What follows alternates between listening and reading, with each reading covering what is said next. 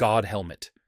You sit in a quiet room with a loose-fitting helmet over your head and a faint magnetic hum brushing your temples. The lab smells like coffee and plastic, and the tech says, "Relax and let whatever happens, happen." Then the chill starts. You sense another presence in the room. It is not a person, exactly. It feels like someone standing behind you, watching and comforting at the same time. For some people, the feeling is ecstatic. For others, it is eerie. Michael Persinger built the device to test one idea. Small, complex magnetic fields aimed at the temporal lobes might change how the brain constructs your sense of self. The temporal lobes help glue together memory and body feeling, and they also help you know where you end and the world begins. Persinger reported that gentle stimulation could produce vivid feelings of a presence, out-of-body sensations, and what some people called spiritual experience. The headline is intoxicating. A machine making religion seems to break a rule. If a helmet can create a holy moment, what does that say about divine experience and the brain that hosts it? But science is careful. One double-blind study failed to reproduce Persinger's effects. That study suggested suggestibility and personality explain many reports. Other researchers pointed out that setting and expectation matter. If you expect a spiritual event, you are more likely to report one. So the picture is mixed. There is solid evidence that the temporal lobes shape feelings of presence. There is weaker evidence that a weak magnet reliably conjures revelations. Still, the experiment shifted the debate. It forced researchers to admit that simple physical inputs can produce profound interior experiences. And that idea keeps tugging at how we think about faith memory and the sense of self. They found that when stimulation landed, just so a network of regions flickered to life. Functional imaging showed spikes in areas tied to self-reflection and to sensing other people. The medial parietal area, the temporal poles, and parts of the frontal cortex all showed brief changes. Those are the same regions that light up when you think about yourself or when you imagine another person watching you. That pairing mattered. It meant the experience was not just a report born from expectation. Something in the brain actually shifted. At the same time, researchers found wide differences between people. Suggestibility, personality traits, and prior beliefs shaped what someone reported. In other words, the brain provided the hardware, and the mind supplied the story. The debate stopped being whether the experience was real and became how real is real. If weak fields can nudge networks that create a sense of presence, then spiritual feelings have a clear biological component. If biology can make a moment feel sacred, then the old rule that spirituality is outside the nervous system no longer holds. Still, many scientists pushed back. Replication was spotty. Method mattered. The helmet could not promise revelations. What it did promise was a route into how the brain builds meaning from small physical inputs. That shift changed research questions. Instead of asking whether spiritual experience is true, the field began asking how the brain assembles a feeling that can change a life. The experiment bent the rules by showing that simple physical forces can produce profound interior events. It did not collapse belief. It reshaped how we study belief and how we think about the boundary between biology and the sacred. Brain in a vat. You wake in warm fluid, with lights blurred and a steady hum in your ears. Tubes feed signals into your skull, and a calm voice tells you the world you remember is being simulated. That scene is a philosopher trick meant to break your trust in your senses. Hilary Putnam used it to ask a hard question. Could everything you know be a constructed feed? No lab has put a human brain on a shelf and plugged it into a supercomputer. But real experiments do something close. Virtual reality can replace sight and sound, convincingly enough that people react as if the fake world is real. Researchers have used sensory substitution to feed visual data into other parts of the brain. Blind people who use these systems begin to act as if they can see. Brain-computer interfaces close the loop even more tightly. When a person controls a robotic arm with thoughts and then receives touch feedback from that arm, the brain integrates the device into the body map. People report the robotic limb feeling like their own. Those results show the brain accepts new inputs and rewrites its model of the world. That change matters for the thought experiment. If a brain can accept foreign input and build a coherent reality from it, then the neat boundary between inner mind and external world blurs. The scenario moves from philosophical toy to practical worry. If we can feed a convincing reality or alter the senses, which parts of your experience are trustworthy and which are engineered? They discovered that changing the body changes the mind. In virtual reality, experiments people who inhabit taller, more attractive, or differently gendered avatars later behave in ways that match that body. That effect earned a name. The Proteus effect shows that the brain borrows identity from the body it sees and feels. Other teams used synchronous touch to create a fake limb that feels like part of you. When a rubber hand is stroked in time with your hidden real hand, your brain accepts the fake hand into your body map. People reach for it without thinking. That is the brain rewriting its own boundaries. Researchers pushed further with full body swaps. With clever camera and timing tricks, a person can feel they have someone else's body for a few minutes. During that time, attitudes about that other person change. Empathy can rise or fall depending on the borrowed body. That result is small and temporary, but it proves something large. Your sense of who you are is partly constructed from incoming signals and from the story your brain tells about them. All of this chips away at the thought experiment. If technologies can create consistent, coherent realities and can rewrite what you feel about yourself, then the line between a simulated feed and a private self grows thin. Philosophers worry about suffering created inside simulations. Ethicists ask whether experiences that are indistinguishable from ours deserve moral weight. The lab work does not prove we live in a simulation. It does show something more urgent. Your experience is malleable. What you trust about yourself can be edited by systems you may not notice. Dehaene-Changeux model. You see a word on the screen, and it jumps into awareness, while other words pass by unnoticed. That everyday moment is the starting point for a bold lab idea. The model says, consciousness is what happens when information is broadcast widely across the brain. The brain keeps lots of signals bubbling under the surface. Most never make it to the broadcast stage. When one signal wins and lights up a network, the rest fade into the background. Researchers tested this with a trick called visual masking. They show you a word so fast and then hide it with another image that you do not report seeing the first word. Your brain still registers it in some areas, but it never becomes part of what you consciously know. When the image is shown a fraction longer, a sudden burst of activity appears across frontal and parietal areas. Scientists call that burst ignition. It looks like a spark lighting many regions at once. Electroencephalography and brain imaging found a reliable pattern. Brief local responses occur without awareness. Sustained widespread activity appears only when a subject reports conscious perception. Intracranial recordings showed that the difference is not tiny. It is a clear change in timing and spread. That result broke a simple rule. Consciousness was not just stronger signal. It was a change in how the brain shares information. The mind became less a single place and more a moment of broadcast. Some labs found that complex information is processed without the big broadcast burst. Researchers could read what a person was seeing from patterns in the back of the brain, even when that person reported seeing nothing. That decoding work used machine learning to spot patterns that map to faces, words, or objects. The signals were there, but the frontal ignition did not happen. Clinical studies added fuel to the debate. Patients who cannot speak sometimes show brain responses to language that match healthy listeners.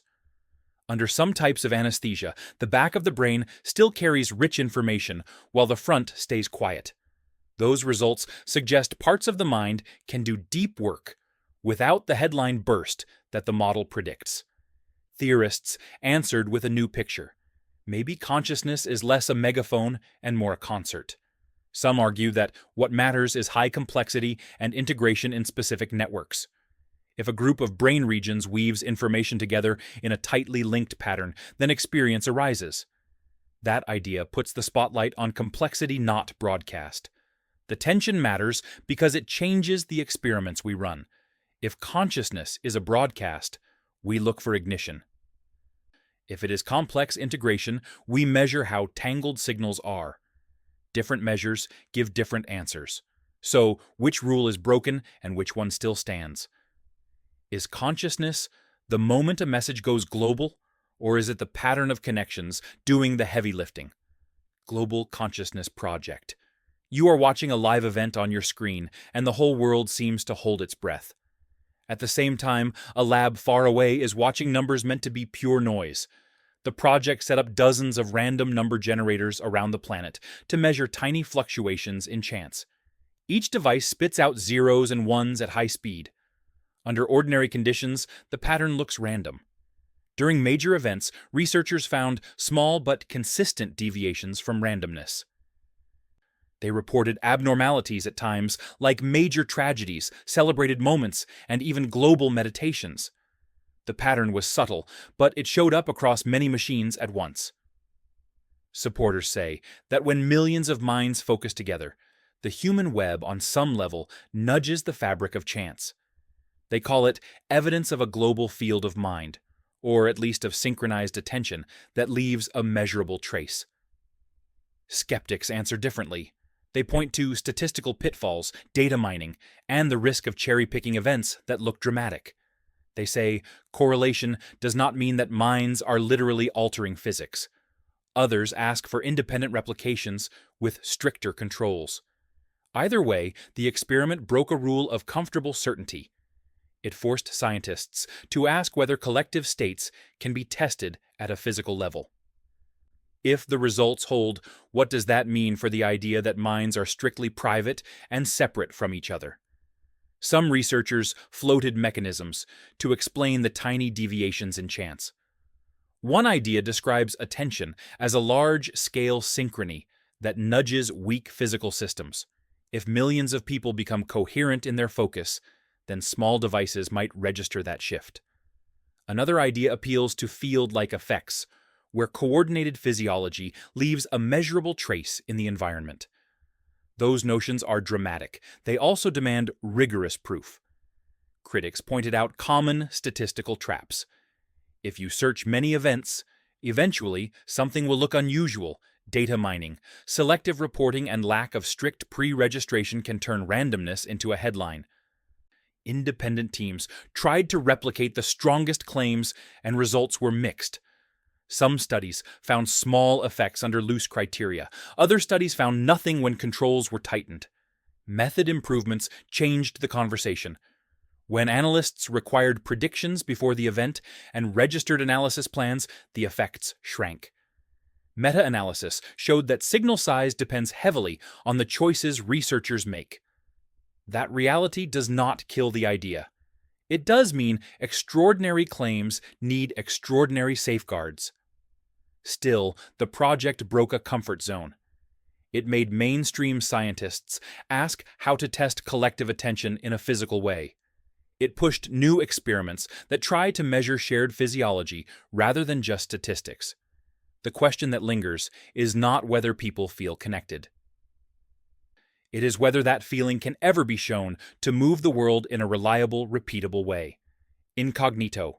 You pick up your phone and decide to reply. You feel the choice as immediate and private. That feeling is the whole point. David Eagleman calls the conscious mind the tip of the iceberg. Under the surface, there is a vast system running predictions edits and decisions without fanfare. Researchers prime people by showing a subtle cue and then watch behavior change without awareness. You think you made a fresh choice, but your brain was nudged minutes earlier. In choice blindness experiments, people defend reasons for decisions they never actually made. They explain why they picked a face that was swapped right in front of them, and they do not notice. Timing studies deepen the puzzle. Electrical signals preparing an action show up before subjects report deciding. The brain begins the work, and consciousness tells the story later. That does not make you useless. It means the mind is efficient. Consciousness stitches the narrative that holds your life together. Eagleman compares your inner storyteller to a press secretary crafting a version of events that is smooth and coherent. The press secretary hides the messy backstage of impulses and corrections. That story helps you act in the world, but it can also mislead you about where decisions come from. The perspective shifts everything. If the conscious self is a constructed narrative, then responsibility, memory, and identity look different. You are still you. You are also the product of processes that run without your say-so. You remember a childhood birthday, the cake, the sunlight, and a song. Memory feels like a photograph, but researchers show it behaves more like a conversation you have with yourself. When a memory is recalled, it becomes fragile for a short time. Scientists call that reconsolidation. During that window, small suggestions can change what you will remember next time. Laboratory work makes the effect obvious. People who are asked leading questions later report details that were never present. In some experiments, subjects accepted whole events that never happened. They described the smell, the weather, and the people as if they had lived it. The brain does not store perfect files. It stores traces that need to be rebuilt. Each rebuild can add or subtract pieces. Therapists use reconsolidation intentionally to reduce trauma and to ease fear. That can be a good thing. The same mechanisms also create risks. If memories are editable, then eyewitness testimony becomes less certain. Personal histories can be subtly rewritten by persuasive questioning or repeated suggestion. The idea is unsettling because memories form the backbone of identity. If your past can be edited without your notice, then the story you tell about who you are can shift. You remain the same person biologically. Your narrated life can change in ways you may not feel at the time. That reality opens the door to new therapies and to new dangers. Hideto Tomobechi. A volunteer sits across from a researcher and describes a childhood scene. The researcher then introduces a carefully crafted suggestion that links parts of that memory to someone else. Face and voice. Over repeated sessions, the volunteer begins to accept the merged memory as real. That is the claim that drew attention. Tomobechi explored techniques that combine suggestion, sensory timing, and social cues to nudge memory traces. His work reports that under certain conditions, people can have memories blended, merged, or reorganized. The experiments suggest memory is not only fallible, but also editable on purpose. Those findings are dramatic, and they sound like science fiction. Critics point to weak controls, small samples, and the danger of suggestible subjects shaping the outcome. Some replication attempts showed weaker effects. Others argued that social pressure and expectation explain many results. The reality sits between bold claim and plausible mechanism. Still, the core idea matters. If memories can be intentionally merged, the consequences go beyond therapy. Law courts rely on eyewitness recall. Personal identity depends on a stable past. The technical claim asks whether a skilled interrogator can rewrite a life story without overt violence. Researchers are testing safer uses. Therapists aim to ease trauma by rewriting painful recall.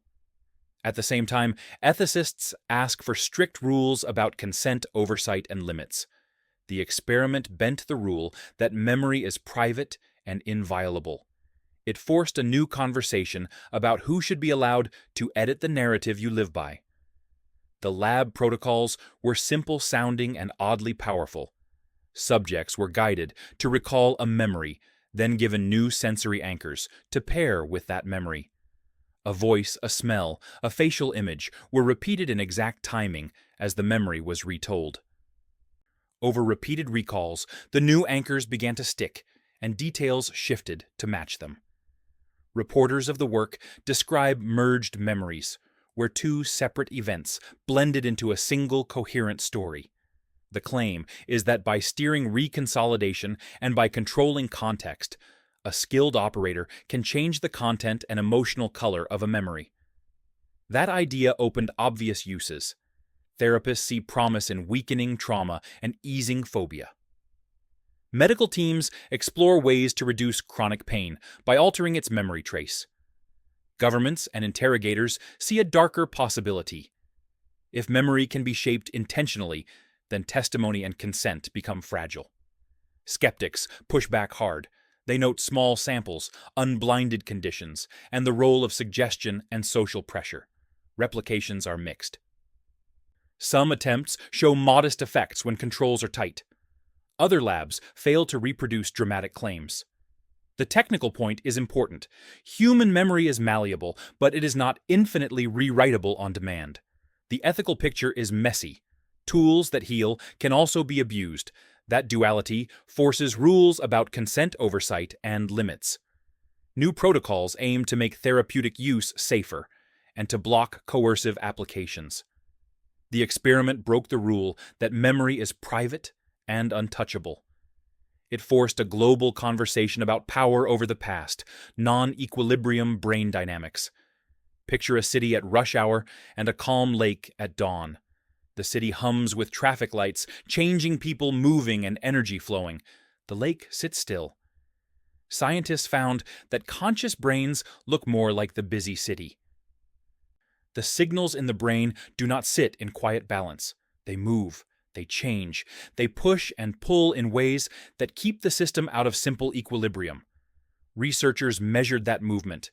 They looked at how variable the electrical activity is, how many different patterns the brain visits, and how information flows from one area to another. In awake states, the brain shows richer patterns, higher complexity, and a steady flow of activity that does not settle into a single resting point. In sleep coma, or deep anesthesia, the activity becomes more regular and closer to balance. Those findings matter because they link consciousness to a physical signature, not just a label. If conscious states require ongoing imbalances, then consciousness is a property of a system that is actively driven rather than passively sitting. That idea predicts that when you change the dynamics, you change experience. Different teams tested the prediction. When they nudged brain chemistry or network connections, the measures of non-equilibrium shifted, and so did reports of awareness. The link is not perfect. Critics note that measuring movement is tricky, and that other factors can produce similar signals. Still, the core insight broke a rule. Consciousness was no longer just about which area lights up. It became about how the whole system moves. Think of noise that hides a signal, and then imagine that signal spreading like a ripple. Scientists measure how messy brain activity is by using entropy. Higher entropy means more possible patterns and more flexibility. Awake brains show higher entropy and greater variability than sleeping or deeply anesthetized brains. Another measure is directed information flow. Researchers ask which region is leading and which is following. Conscious states show richer directional exchanges instead of one area simply echoing another. That flow looks like a conversation across neighborhoods in the busy city image. Experimental teams tested predictions by changing chemistry or input and watching the metrics move. Small doses of stimulation altered entropy and led volunteers to report changes in awareness. In some studies, drugs that expand subjective experience raised repertoire measures and increased variability across networks. In other experiments, lowering arousal made patterns collapse toward simpler steady states. Those results give us a useful toolkit. We can track when the system is livelier and when it is flat. That matters clinically because anesthesia, coma, and disorders of consciousness now show different fingerprints in these metrics. It also matters theoretically because consciousness looks less like a light bulb and more like a pattern of ongoing imbalance. Critics caution that entropy is a blunt instrument and that similar signatures can come from noise unrelated to awareness. Measurement choices matter, and replication is essential. Still, the experiments broke a rule. Consciousness stopped being only about location and became about motion and complexity. Psychedelic repertoire expansion. You are lying quietly, with eyes closed, and a familiar ceiling becomes alive with movement and meaning. People report that their thoughts flood, and that boundaries between self and world loosen. Scientists scanned brains during those sessions and found something measurable and unexpected. Under psilocybin, the brain visits more states. Patterns of activity become less predictable and more diverse. Measures like entropy and signal diversity rise. Parts of the brain that normally stay in separate teams begin to trade information in new ways. Networks that usually keep to themselves start talking to unexpected partners. That change is not just noise. It correlates with powerful subjective experiences. People who report ego dissolution tend to show larger increases in repertoire and connectivity. The idea is simple. Expand the range of available brain states, and the mind finds new ways to combine sensations, thoughts, and memories. The result can feel like a flood of meaning or a breakdown of the ordinary self. Researchers see promise. In controlled clinical trials, a single guided session can reduce depression and anxiety for months in some patients. The working idea is that increasing flexibility helps break stuck patterns and lets new narratives form. Skeptics warn against magic language. Increased entropy is not the same as insight. Effects depend on dose setting and support. The changes are temporary in most studies, and the brain often returns to baseline patterns. Still, the experiments broke an old rule. Conscious states are not fixed territories. They are expandable landscapes. Under careful study, the brain ES wiring does not merely wobble. It reconfigures. Imaging and electrical recordings show that when people take psilocybin, the signals become more diverse and less predictable. Entropy goes up. Networks that rarely talk begin trading information. That increase in repertoire means the brain can explore many more patterns of activity than it normally would. The chemistry helps explain why. The drug binds to the serotonin, to a receptor, which alters how large groups of neurons coordinate. The default mode network, which usually keeps the sense of a stable self, becomes quieter and looser. With that network less dominant, other circuits can connect in new ways. People call the experience ego dissolution because the usual boundary between me and the world softens. Those neural changes map to real outcomes. In controlled clinical trials, a guided psychedelic session combined with therapy produced relief from depression and anxiety that lasted for months in some patients. Researchers think the expanded repertoire gives the mind a chance to break stuck patterns and to rework narratives that maintain suffering. The effects depend on dose setting and guidance. In chaotic contexts, the same physics can lead to panic or confusion. The changes are not permanent in most studies. The brain often returns toward baseline, while some psychological gains persist. The experiments broke a rule by showing that conscious states can be widened deliberately. That opens therapeutic doors and ethical questions. Brain network reconfiguration during unconsciousness. You drift under anesthesia, and the lights go out on experience. In the lab, the brain does not simply dim. It rewires the way regions talk to each other. Researchers used fMRI and EEG to watch networks during sleep anesthesia and coma. In wakeful states, many regions exchange information widely. The brain looks like a city with bridges connecting neighborhoods.